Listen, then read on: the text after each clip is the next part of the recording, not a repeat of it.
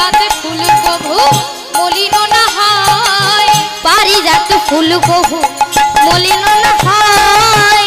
দিনে দিনে তারে আমার শোভা যে বাড়ায়, দিনে দিনে তার আবার শোভা যে বাড়ায়, দিনে দিনে তারে আমার শোভা যে বাড়ায়।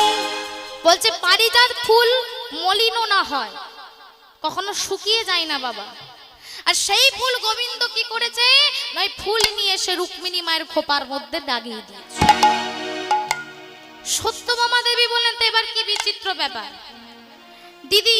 দিদিকে যেহেতু প্রথম বিয়ে করে এনেছে, দিদি আমাদের যে সবার চেয়ে বড়, তারপরে ফুলটা এত সুন্দর এতদিন থাকে, বাবা বাবা, তা দিদির খোপাতে থাকবে তা তো অনেক ভালো।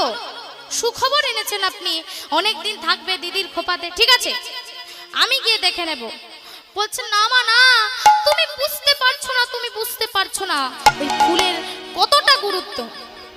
এবার কি বলছে, পারিজাত বৃক্ষ যদি থাকে কারো কাছে, পারিজাত বৃক্ষ যদি থাকে কারো কাছে, পারিজাত বৃক্ষ যদি